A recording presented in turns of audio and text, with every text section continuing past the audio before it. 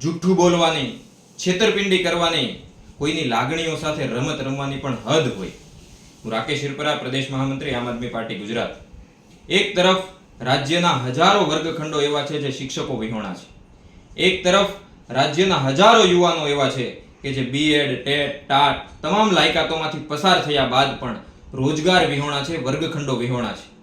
31 ઓગસ્ટના રોજ સરકાર જાહેરાત કરે છે, શિક્ષણ મંત્રી ટ્વીટ કરે છે કે રાજ્યની સરકારી માધ્યમિક અને ઉચ્ચતર માધ્યમિક શાળાઓમાં 4000 નવા શિક્ષકોની ભરતી કરવામાં આવશે, નિમણૂક કરવામાં આવશે. અને 2 દિવસ પછી આજે સરકાર પરિપત્ર જાહેર કરે છે કે એ તો ભરતી નહીં, એ તો બદલીની વાત હતી. એટલે કે 4000 જે ઓલરેડી તંત્રમાં જે કામ કરી રહ્યા છે એ શિક્ષકોની બદલીની વાત છે.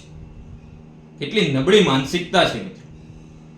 આ ભારતના વર્ગખંડોમાં જે બાળકો ભણી રહ્યા છે એ ભારતનું ભવિષ્ય છે. આ યુવાનો જે રોજગાર માટે તડપી રહ્યા છે, જે શિક્ષકો જે રોજગાર વિહોણા છે એ પણ ભારતનું ભવિષ્ય છે. ભારતના ભવિષ્ય સાથે ક્યાં સુધી આ શાસકો, આ નેતાઓ છે ચેડાઓ કરશે?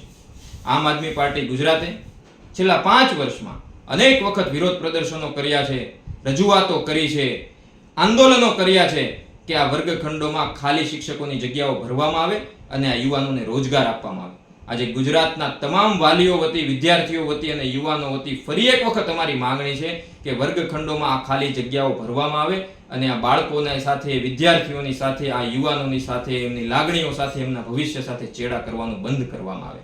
આભાર. વંદે માતરમ. જય જય ગરવી ગુજરાત.